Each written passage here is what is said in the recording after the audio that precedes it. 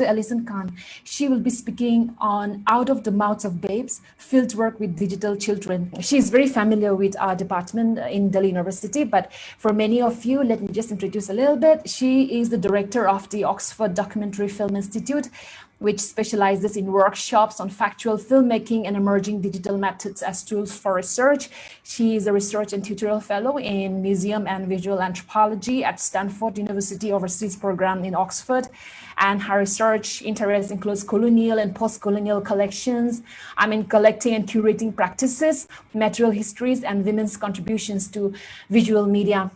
Well, I'm looking forward to listen to Dr. Alison Kahn because she has 3 adorable children and all over the world. Wherever she goes for her teaching assignments or her research, she takes along her children, and she's such an inspiration. She will be talking about her fieldwork, and last year she visited Nagaland for some weeks to document Zeme Olympics, and I think by the end of this year, 3 hours long documentary on We the Zeme will be released hopefully, and we are looking forward to that as well. So Alison, ma'am, over to you. It's so wonderful, such an honor, so wonderful to have you with us. Hi there. Hello there, Avi. So lovely to see your face. Hello everybody. This morning. I hope you can hear me. Hope you can hear me. Well, greetings from Oxford. It's been very hot and humid here. So we're up nice and early this morning. Today, I'm going to really try to show you more than speak too much myself. I'm going to share my screen now with you so that you can see, first of all, a couple of images about some of the work I've been looking at recently. So thank you very much for accepting me to speak today, and to the Indian Anthropological Society and Association, because it's really important for me to feel part of that wider discourse, and I would like to share with you some of the things that we're trying to do here and across different continents. And as you say, I do use my children just as Jean Piaget used to do when he was studying child development. There's nothing better than studying your own species to see how they develop, and what you can perhaps do with them to share the experience. Because I see anthropology as a lifestyle. It's something you live. It's something that is in your, it becomes part of your everyday way of thinking, and children and families and extended families and intergenerational work I think is one of the areas that we may want to explore in the future a little bit more. So let me just share my screen with you, and I will get straight into it. Okay, can you see that, Avi? Can you see that picture? Okay. Yes, okay, so I'm going to be using some images from the fieldwork in. Let me just get back a minute. So from some of the wonderful children and people we met in Nagaland during the filmmaking of the Zeme Olympics. But that's part of a study that I've been doing for several years now, trying to use media for different reasons as both a tool of research, but also as part of presenting research. So quickly going into what is the lens? What is the anthropological lens? Well, we know that traditionally we are participant observers. So we try to use these methods, what to do to translate and interpret the world around us. We are with, but we remain apart. We experience, but we also observe. And this is through the lens through which an anthropologist understands people and their wider cultures. But how are we to understand the digital revolution? There's a wonderful quote that says, the past is a different country. They do things differently there. And that's a very interesting opening to a book I read while I was at school called The Go-Between. I've always thought that the anthropologist is very much the go-between types of culture, but also we are thinking always to understand and translate, to interpret. Language is a very important part of the way that we use language, but the way that we try to understand what people are saying. And this is very, very different when you're speaking with children, because they're not always able to articulate what they're experiencing very clearly, nor can some adults. But lots of, as children go through different developmental stages, we can see that they begin to master their art of language. But how can we help children to develop a voice? What I think is some of the studies that we've been doing over the years, and especially the traditional studies, came from a very clear white male voice that didn't have room to listen to other kinds of voices. And so this idea of participating and observing was very, not just ethnocentric, but egocentric. And so I'm trying to develop ways to research intergenerationally. My fieldwork is based in museums and art galleries, where I look at interactive media, how media is being used to teach the public about the objects in the museum. I look at online work, especially to do with children. What are they consuming online at home, and more recently during COVID, how are they being schooled? And this is a very important area, I think, that we're all beginning to become more aware of, that where is the information coming from with which we use to teach our children.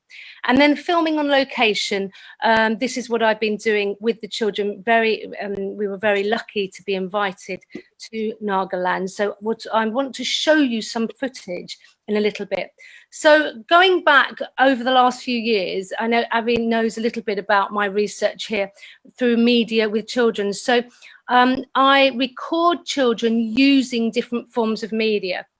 And I like to learn about what they're seeing through their eyes. And I'm trying to teach them storytelling techniques so they can try to articulate what they see and give them space to try to interpret themselves what they're seeing. And of course, when you're looking at a media like you see here in this picture, the VR and the AR technologies that are coming out, we must experience them together with them, because they are a brave new world. This is a new landscape for everybody. So we mustn't just allow them to experience these things alone. We have a moral obligation, an educational obligation, a parenting obligation to understand also what they are seeing and help look through their eyes, because we are all new to this media. So we must try to really engage in it ourselves as well. Can you hear this? Just doing the gesture. Oh, you're too close. Like this. Does it work? It's not. Yeah, that's because your hand is too close. If you make it farther, it will work. So it doesn't work, it works. Okay, so I just showed you, did you see a little bit of that clip? Just to show the adults assisting the child, but also the parents there watching. We're observing ourselves. We're participating and observing. Hang on a second. So also children need to also be able to express mood. And this is something where I find digital media as a tool very interesting, as a psychological aid. I gave this, I put forward this technique to the Mental Health and Aesthetics Society here in Oxford, and psychiatrists and psychologists found it quite a useful technique that I've been developing, where the child senses the rhythm of their morning and tells us without words how they feel about something. So I'll just play this and I hope you can understand it. Just a little clip. So this is my son, age 5, telling us how he felt about what had happened in the morning as he was getting ready for school.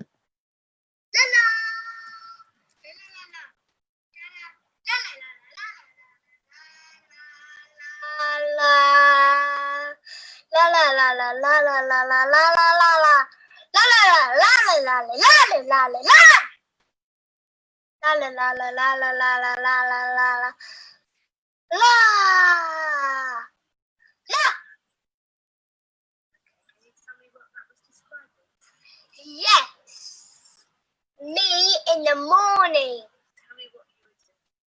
I was getting up, and that was la la. That was hello, and then Mummy went la la la la la.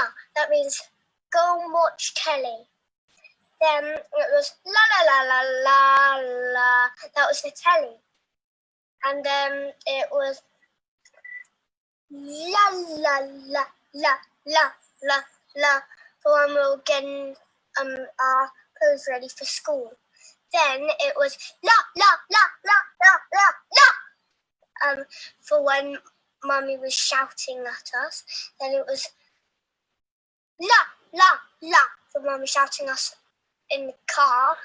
Then it was like la for when we're all relaxed. So how would you like that to change? How would you like it to be? It's a first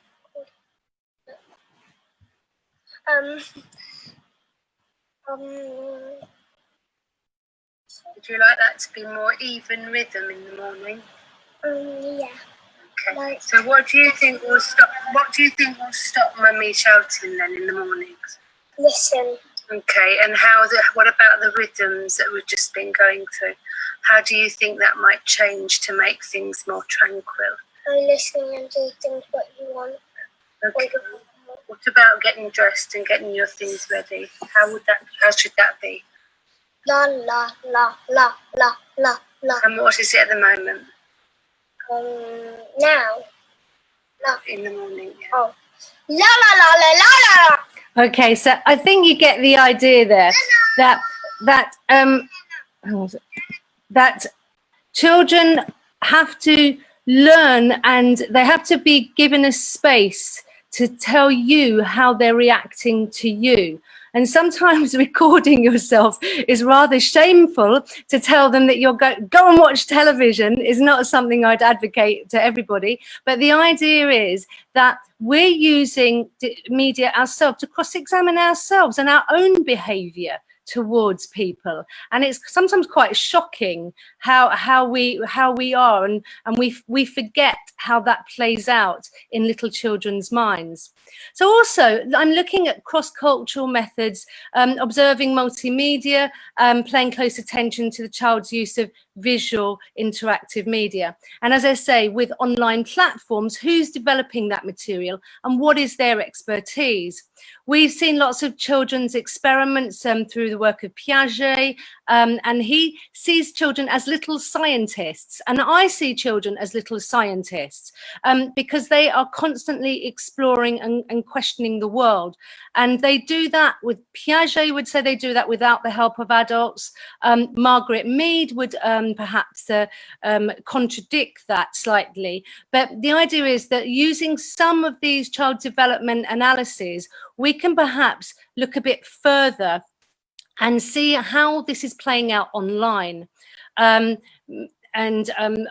skip through Mead and Piaget, but basically I'm building on their work to address developmental stages with digital media and apply it to games like Minecraft. There's a new book coming out about digital ethnography, exploring Minecraft, which is a very popular with the age group of 5 to 15, and it's good to understand what are the pedagogical issues behind those types of games and how addictive are they, for example. So museum exhibition, children learning and teaching them to tell stories.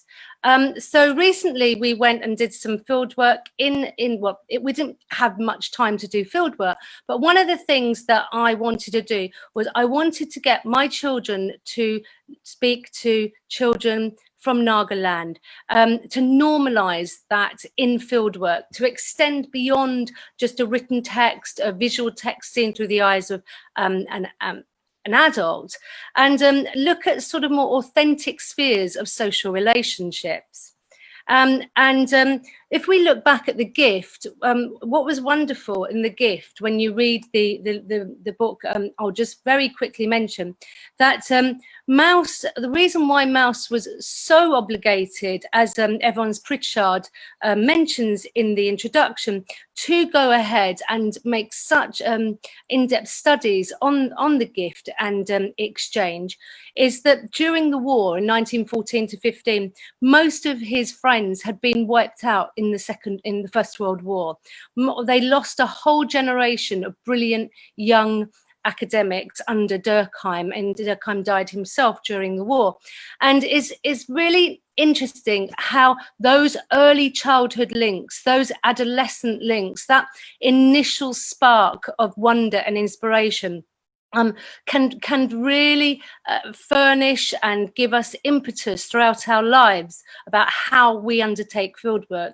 And so I'm working towards an ethnographic method of friendship, an ethnography of fellowship and friendship, and something that we can learn as children as we adapt to different circumstances in the world, but as we meet other people throughout our lives, that we understand that this is a normal thing to do, to work cross-culturally and to meet people. And giving children storytelling skills is a very important way for them to meet and articulate how they feel about other people. Okay, let me just show you this clip. Can you see that clip? Yes, we can. Okay, so this is just a... He is Indian, but I have another friend who's Indian, but he can speak a different language, and when he's speaking to his friends, he speaks a different language, and I can't understand it. So that's different to all my other friends in England. I can understand when they're talking to someone else, but he talks in a different language. Okay, so there's Lucas talking about how language is sometimes a barrier with his new friends. This is his Abel, his lovely friend he met in Nagaland, and with whom he developed a friendship online, and we recorded it in real time, how he goes and becomes part of this young fellowship.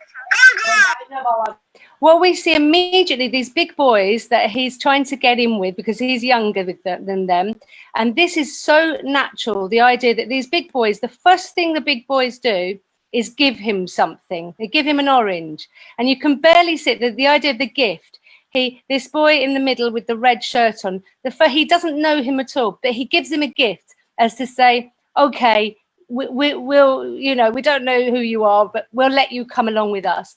And can you see that? He gives him an orange to start off their friendship. And they go on a tour. And what is amazing, and this is, they'd never met before. So the filmmaker follows them from, this is in Jaluki town, follows them, and the boys decide they go to the river. Now, by the time they get to the river, and this is only 15, 20 minutes down, you know, into their friendship, they already are looking after him. They are taking responsibility naturally for the child here, the newcomer who knows nothing, who wants to try to show off. And this is Lucas when he says he wants to show them how he can swim in the river.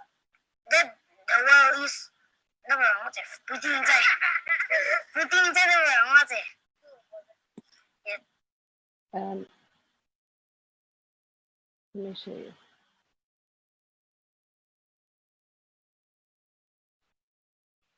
Here, so, and Abel, his very new friend, distracts him with a story because Lucas is about to jump in the lake.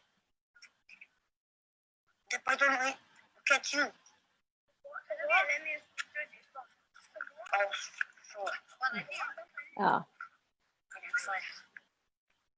Okay. I have a better clip. This is going to be a little short piece aside from the video, but what happens is Abel takes such responsibility for him. He's holding him, he's putting his hand out for him.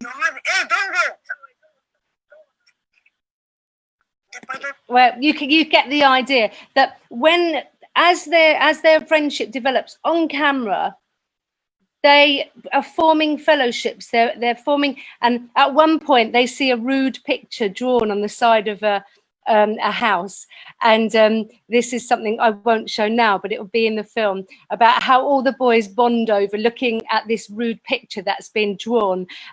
But within the 45 minutes that this is a one-shot sequence, we can see how there's a development of a fellowship, and this is something that they will remember all their lives.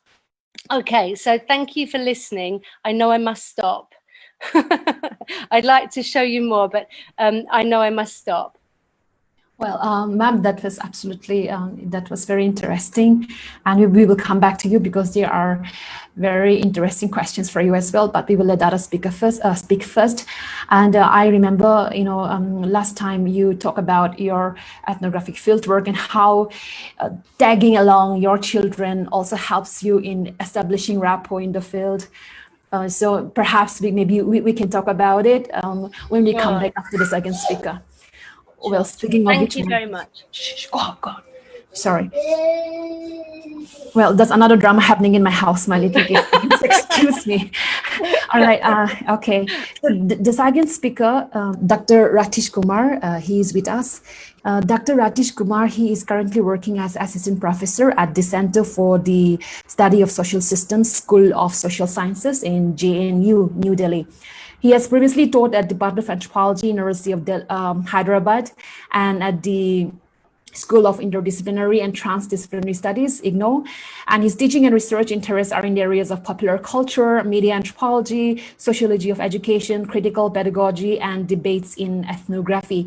He has completed his PhD from Department of Humanities and Social Sciences, IIT Bombay, and Dr. Ratheesh Kumar recently published a book titled Friendship, wow, in and out of the brackets, the sociology of friendship. This book explores the micropolitics of cultural identity and everyday social relations in the informal sites of higher education in India. So Dr. Ratheesh Kumar, welcome to this workshop. And now the time is yours, 20 minutes.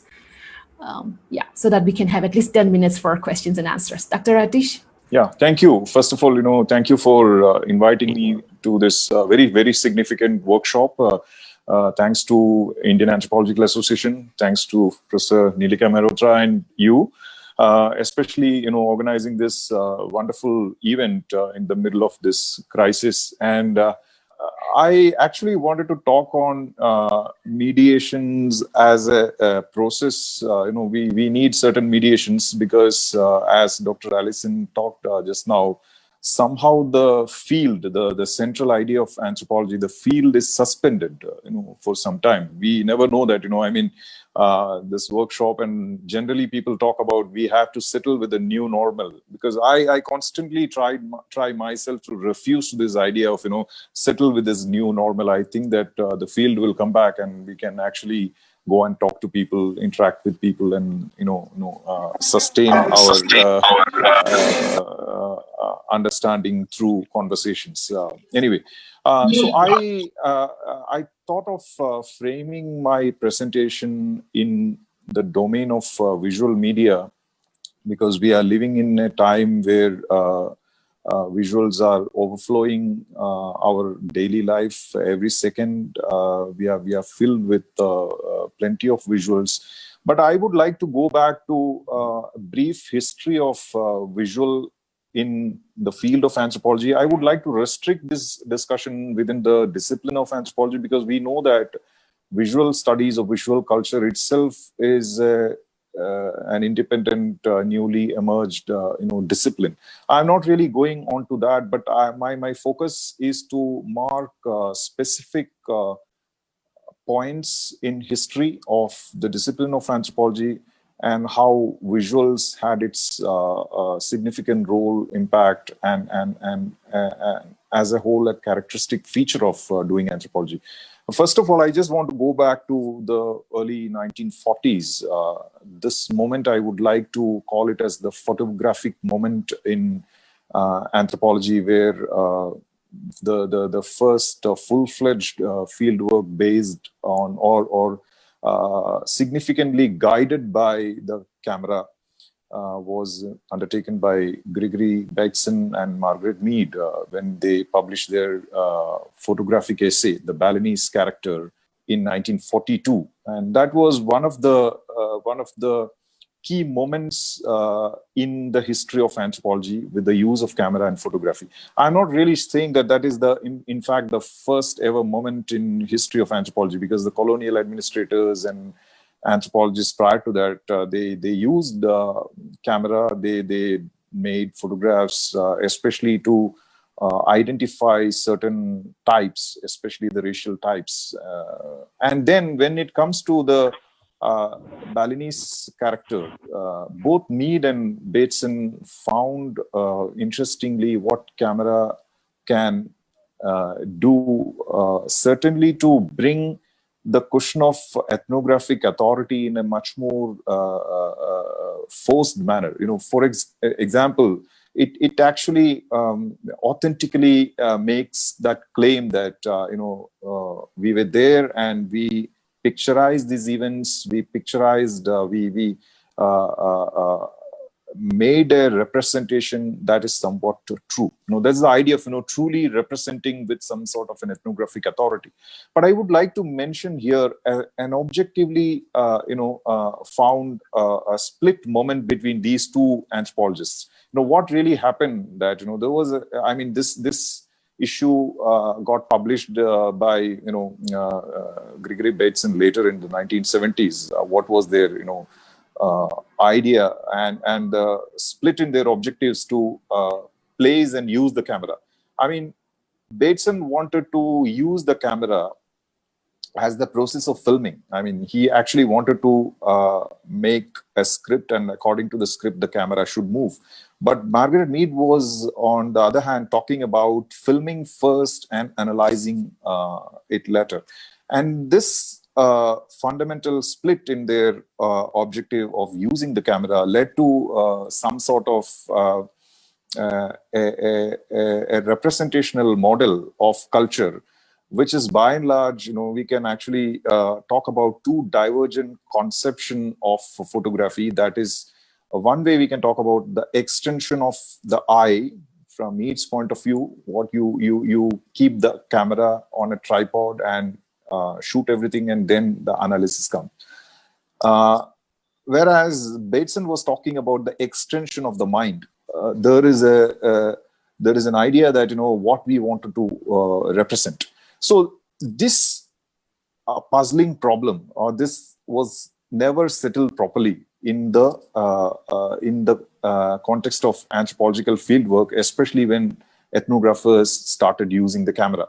But on the whole, it actually talks about how we can place the ethnographic authority intact. I just want to move to the second moment, which I would like to call the moment of textuality, which most of you will be, you are familiar with, the time when Clifford Gates started talking about culture as an assemblage of texts as part of a communication system, because he wanted to study and understand culture as a semiotic field. And when culture becomes a textual category in its full meaning, that's how the Balinese cockfight and other cultural events became part of a spectacle in anthropological imagination. So when this moment of textuality, then festivals, rituals, all kinds of events what anthropologists were interested in were subject to a textual scrutiny, where the textuality of that event became crucial. And then the idea of semiotic analysis became central, and that's what we call, in an anthropological sense, from observation to interpretation in a Geertzian sense. Here, a crucial point I would like to underline is about the mediation that happens with the text and the ethnographer. Generally, what happens, if we go back to Ferdinand de Saussure's scheme of structural linguistics, he was talking about three significant dimensions of a linguistic text. For example, he was talking about the three dimension in a sequence like the speaker, utterance, and the listener. And if we place this in the field of literary criticism, what really happens is that the three dimension became author, text, and the reader, and also the audience. So now, for example, we are in a sense of going back to text from field. I'll come back to this point towards the last part of my presentation. Now here, when Saussure was emphasizing on these three dimensions of a text, this actually emphasized in Patricia O'Broy's interesting anthropological work published in 2006 about family, gender, and popular culture, where she talks about this communication triangle, where the text becomes central, and before the text, the producer or the maker of the text, or the making of the text, and then and the last end of it, you have the reader, audience, or the viewer, or the listener of the text. So how we can actually combine, or how we can look at equally these three dimensions. That's what anthropological investigation makes a significant departure from the cultural studies understanding of the text. Now the issue here is that we are trying to look at the moment of textuality that is geared or that triggered in Clifford Gates's work. So here we have the visual point in the photographic moment in Margaret Mead and Bateson. You have the moment of textuality in Clifford Gates, and the communication triangle, where you have to take the three dimension of the spectrum of this text, how the text is made and how the text is received or the text is circulated for the consumption of its meaning. Now the third moment is very crucial for our understanding, is the what Dr. Alison was also talking about, the digital moment, where we have the visual not coming from the field as the ethnographer going and taking pictures, or rather than a textualized event in a Gatesian sense of understanding Balinese cockfight. We are talking about the 21st century turn, where I just wanted to take for an example an interesting work which came in 2011 by famous anthropologist Daniel Miller on the Facebook, which titled Tales from Facebook, where this is a kind of intermixing of these two kinds, the digitalized visuals, not only the visuals, the content in the digital media, especially when we are talking about a platform like Facebook. What Miller did, Miller tried to intersect between what he learned from his field, that his field was in Caribbean islands, the Trinidadian youth, and then how the Trinidadian youth had their specific set of interactions which are culturally unique when they engage with the fieldwork. So this is the connection that Miller tried to establish between a visual text that is digitally formulated, and then the community of users that belong to the Trinidadian youth. Now we can see some sort of an intermixing or interfaces between the digital field of the visual and the people who are actually interacting with this. This sort of a methodological realignment you can see earlier also as well in the works of Laila Abulugod, and people like scholars who worked on media anthropology, how rather than looking only at the text, how you can stretch out what has gone in the making of the text and what has gone in the reading and understanding of that text. So these three moments in the history of anthropology, when they dealt with three things: the media, visual, and the text. I mean, I'm not really saying that these three are different things, but these three are having several overlaps, and sometimes they are confused with each other. Now, the text, media, and the visual.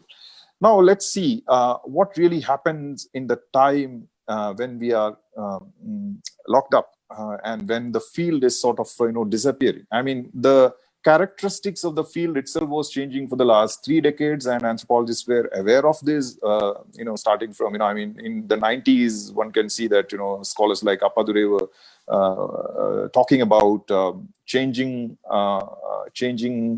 style of, field work in the time of globalization, or the changing structures of field itself.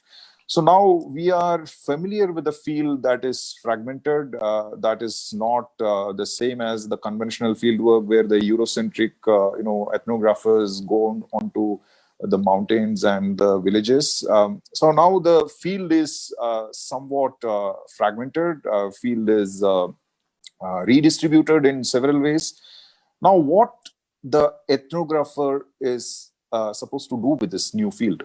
I mean, this is what the question Clifford Gates asked in the beginning in his interpretation of cultures. One can see that to understand a discipline, to understand a science, rather than looking at the theories and findings of these disciplines, one can actually look at the practices, what the practitioners actually do in those fields. So, for example, what a scientist is doing, or what an ethnographer is doing. So, when we see this patterns of changes that taking place in the discipline of anthropology, we need to see that what ethnographers are doing.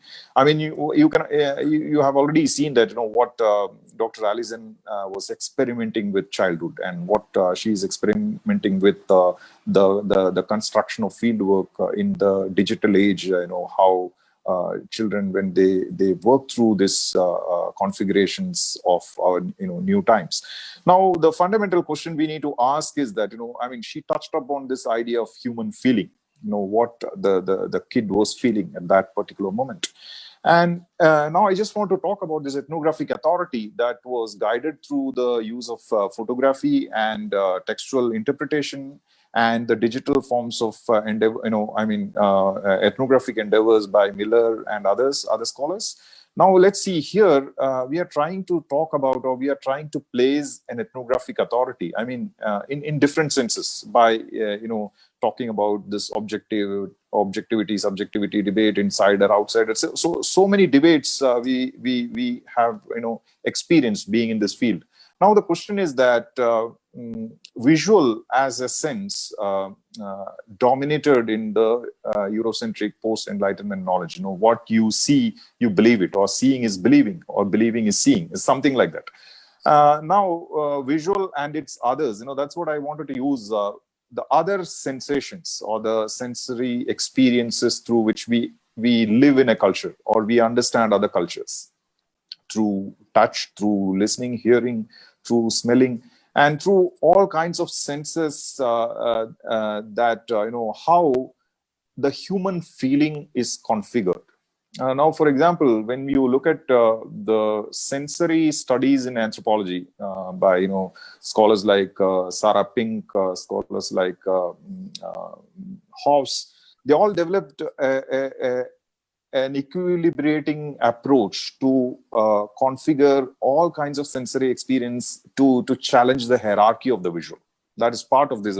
I mean, we all know that anthropology is centered with this idea of observation and participant observation, looking at cultural events. Here, there is an attempt to figure out how we can challenge the hierarchy of the visual. This was discussed by James Clifford in his introduction of the writing culture. The visualism prevails as a dominant feature in anthropology. Now, there was a kind of a flattening of this hierarchy through the attempts of how we can bring something called the sensorial anthropology. I mean, this was worked out in the 90s and in the present decade. Now, here is the question: what happens to this idea of mapping the senses through understanding human feelings? Now, I just want to conclude by talking about a new kind of authority that is replacing our ways of life in contemporary times, especially in the time of COVID. I mean, it is not a production of the COVID time. This trend, this is the production of the last 2 decades or so. This was flagged by Manuel Castells in his Network Society, how technology, especially the digital technology, became a separate layer in our social structure. Now, for example, we were talking about ethnographic authority that actually try to represent culture. And there were a lot of ethical issues. There are a lot of issues of manipulation, distortion, and the partial truth. We are all familiar about these discussions. Now this authority that was the theological authority in the medieval time, and the authority of the human, the authority of the individual to understand her or his own culture, or her or his own self, is somewhat replaced by this idea of algorithms. That's what we know, that the relationship between life sciences and computer sciences. I've been reading very, very frequently. Repeatedly, I was reading Yuval Harari's book, Sapiens, and this new work on Homo Deus. That's the context in which I'm placing my idea of, how the ethnographic authority could be. And there's a risk in it by saying that could be replaced by the algorithms. And now we can see the ethnographies, when I'm talking about ethnographies in plural, ethnographies of the digital, ethnographies of the cyber. We have several terms like the cyber ethnography, digital ethnography, virtual ethnography. Now all are, culminating in a point that, we started talking about. There are terms like computational ethnography and algorithmic ethnography. I'm not really sure what they are, but I know one thing very clearly, that algorithms started understanding organisms much better than the human beings. So this is the point where we need to ask this crucial conceptual question, that whether the human ethnographers will become obsolete in this kind of a digital era, where when we are talking about visual, and again it's others, the other senses, and then we are talking about the understanding of the human feeling, that should be the central idea of an anthropological quest, now can be or replaced by this algorithm analysis, where the algorithm can understand human feelings better than you yourself can understand it.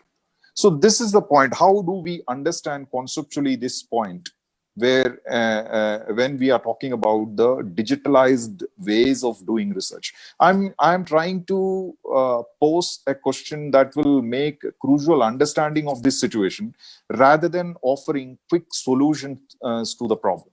So what I'm trying to say is that the field is temporarily, at least temporarily, that's what I want to believe, that temporarily suspended, and we need to go back to text, the visual, audio, all kinds of text which we are encountering in our field. We can see that the work that you have seen, what Dr. Alison is doing, coming back to the home, inside the home. Anthropologists generally go out, stretch out to the field which are unfamiliar to them. Now, I think Sarah Pink's work also talking about the home ethnography, she was actually trying to do that, why and how the self is looking back at the self, whether the self can understand the self in a different manner.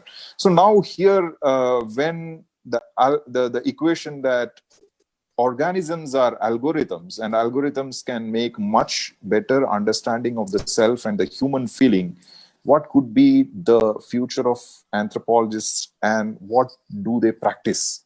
Whether they go back to these textual strategies that Gates told. Otherwise, what could be interesting strategies to tackle this question of I'm saying that this authority of the algorithmic authority cannot be so neutral, so objective, what they generally claim, and how that can quantify which the features of human feeling and human culture which cannot be really quantified. Like, for example, when we are talking about confidence, compassion, courage, emotions. So these are, larger challenges coming in our way as anthropologists, which need to be conceptually tackled rather than, tackled as a problem-solving mechanism.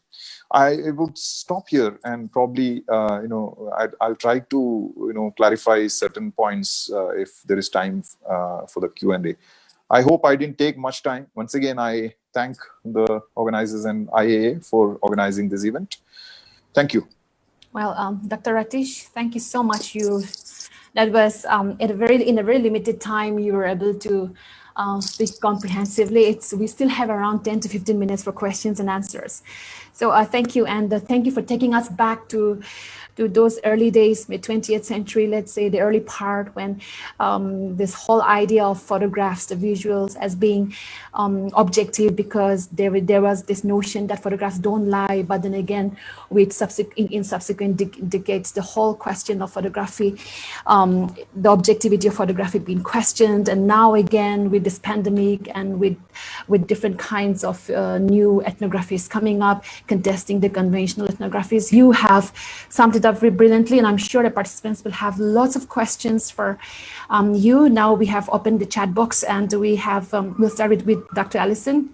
There's one interesting question from Midhavi Gulati, and it's about sound and rhythm. When you talk about sound and rhythm, it reminds her of the whistling technique, the language of Koskoy village of Turkey, where conversation takes place with whistles and not language. Are they two related in any way? And I think I remember you talking about this in the last year's workshop as well.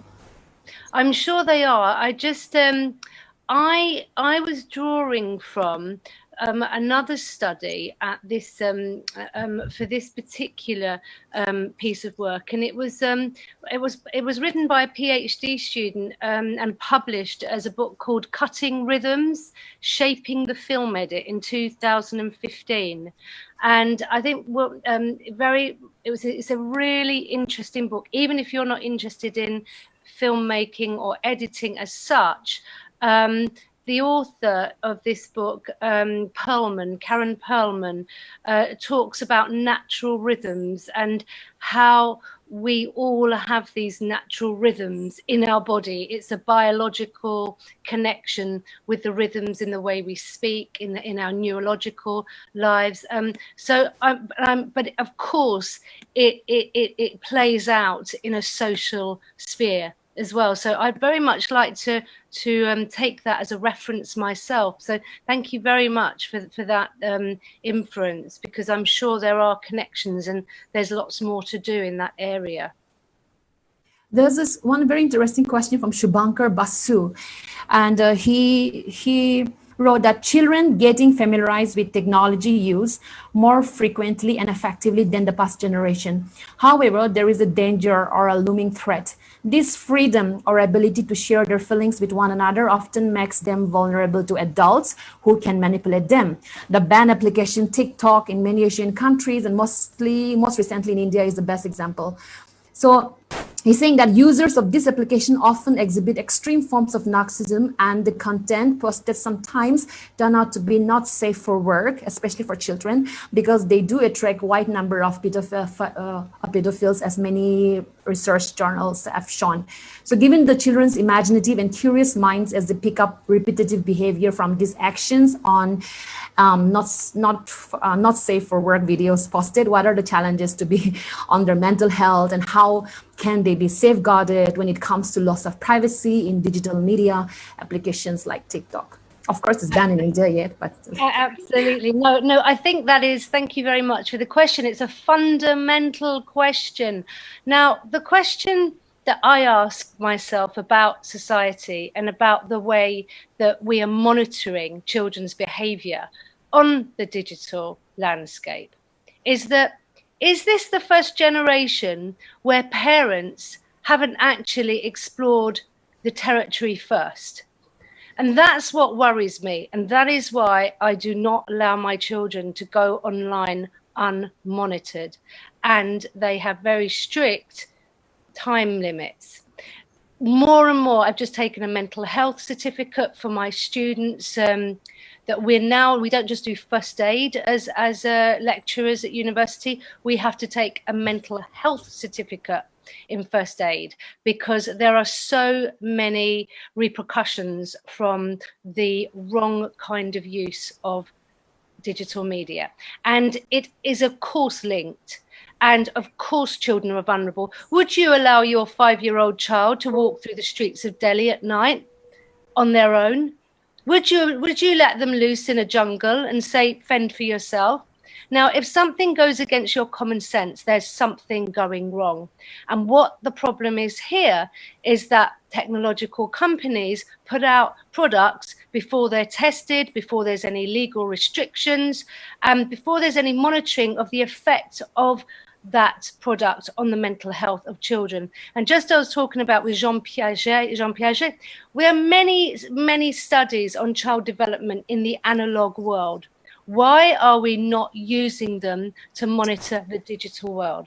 So, of course, it's because of such vulnerability that it takes up a hell of a lot of time, parenting skills. Do we all need a certificate as parents?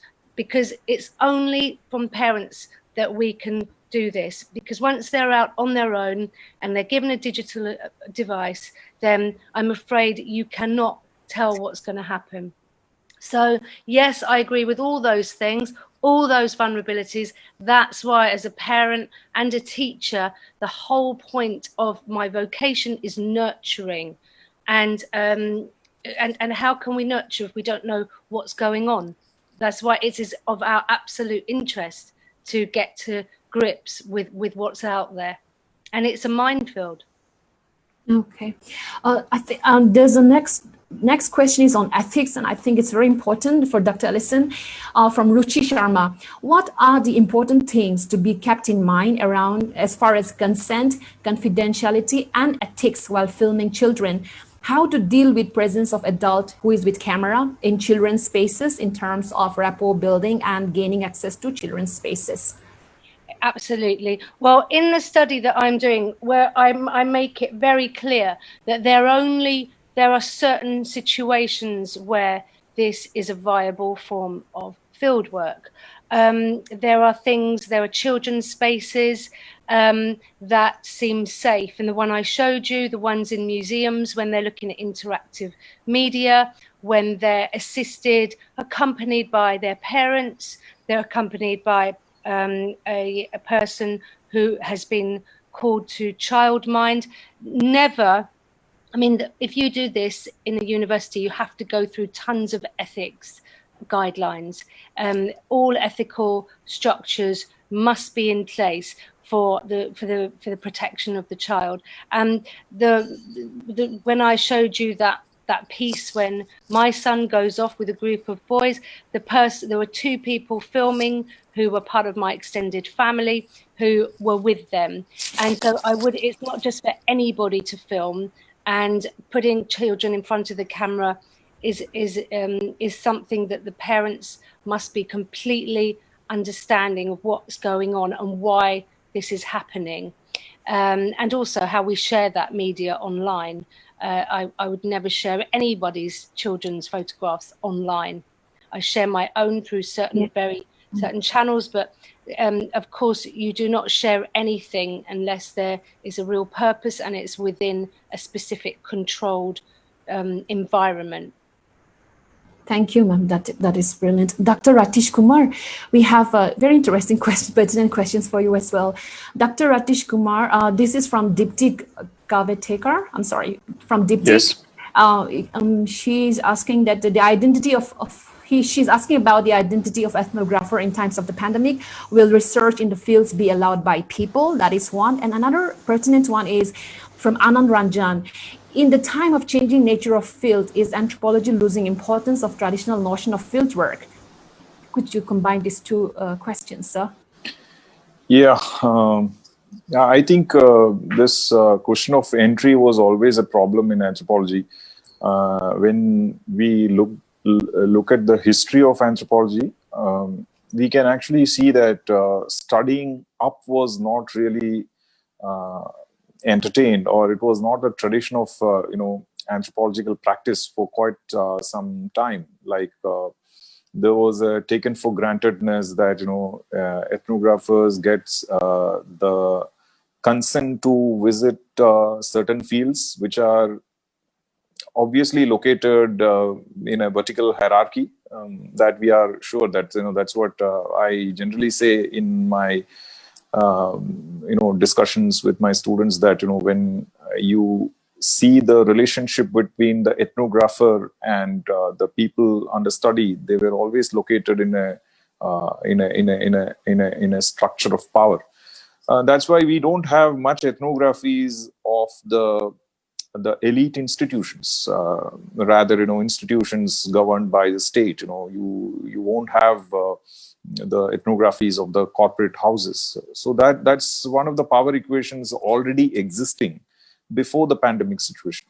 Now the pandemic situation, created an issue that face-to-face sustained fieldwork, which actually demanded by the definition of ethnography or the understanding of ethnography. I'm not really sure what will be the future of it. But that's why I wanted to say that, of course, the identity of the researcher actually matters when they adopt to the textual strategies in the digital world. Now we get a lot of questionnaires online, and then to respond back. That's one set of interaction that is happening between the researcher and the people under the research or under study. Now let's see, apart from the identity question was always a problem in research. That's not something very new. And then people use different kinds of strategies to identify the key persons. That well evident in when we read the monographs of different junctures of anthropological research.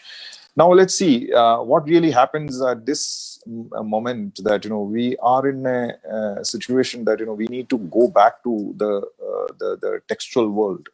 I mean, earlier, I mentioned you and all, we're talking about from book view to field view. We have to go back to field view to book view in a different book. I'm talking in a broader sense, book in a digital world. If you transpose this word book or the text into a digital world, what we are, supposed to work with. And now the point is that I just want to highlight, at least two issues quickly. One is, what kind of text we are dealing with. Then, say, for example, the visual. When we are talking about the ethnographic visual of the old kind, there are certain ways in which we can understand the ownership of that visual. I think this photograph is taken by this person at this point of time. Now the visuals that we are, exposed to, or we are, seeing in digital platforms, we have no idea about, the making of the visual, the ownership of the visual, the production of that visual, the ideology of the visual in which that visual was made. That's one thing. Visuals can be manipulated according to business strategies, political interest, and there are other, individual or idiosyncrasies of different kind, which involve both political and cultural issues. So how do we take the text for granted, whether it is visual, digital, or any kind? That is one thing about that constitutes our field now. So now we are dealing with the field which is of different texts, both visual and audio, auditory kind of outputs that we are experiencing in our everyday life. So that transformation actually make ethnographer to adopt different strategies to work with cultural artifacts which are available in textual forms. So that's what I wanted to reiterate, what Patricia Bro was talking about. How do we get onto this three dimensions of it, rather than reading or understanding the text? How can we go back to how the text is made and what the text does? So understanding what a text is, we can switch to an understanding what the text does. I'll just give one example and I'll stop my point here. What a text does is somewhat beyond certain prediction, and it generates some kind of a spontaneity in its results. For example, one Facebook post and that particular snippet of the text can create collective violence. That's what we were witnessing in the last 2 days. So we really don't know how the text behaves, and how and what the text can do in a social field. This is where our understanding should go into, and I'm not really having ready strategies to understand that. This is what we call the second level action that a media text can actually create. The first order activities are, we are engaging with the text, we are engaging with the television, we are engaging with Facebook or any Instagram or any visual or media platforms. What happens next, and what does that text do at the second level? This results in different dynamics that we are witnessing, whether mobs or collective violence, several other things. It can also go into charity, different things. I'm not really talking about one dimension of it, but the first level of engagement with the media, engagement with the text, the second level of the engagement of the text, that results in a second level of action that that stem from that first act of engaging with the media. I think I try to convey, but it's still complex issues. We cannot really, address it in a single shot. That's what I would like to say. Yeah. Thanks.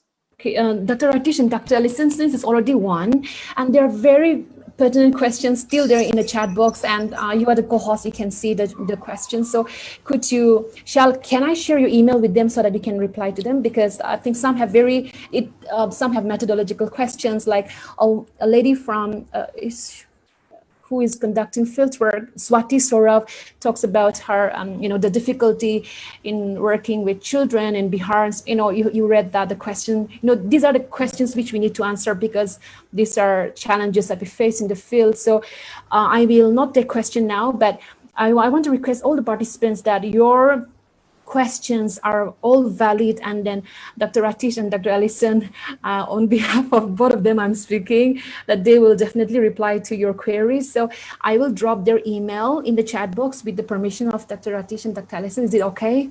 Yes, yes, very much. Okay, great. Yeah. So could you please mail your question to them? I think I will stop at that. And I want to thank all the participants for these wonderful questions. There is also a question by Upasana Bhandari about, because of the online school and the erratic behavior of the children,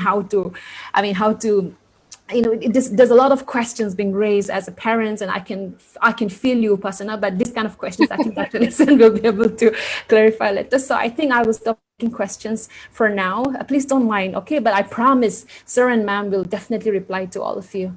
Our session has ended, but before I say end, I just want to thank Dr. Alison and Dr. Ratheesh. Thank you. This has been such an informative, such an interesting session. The convener herself, Professor Nilika Mehrotra, has texted such an informative, excellent session, you see.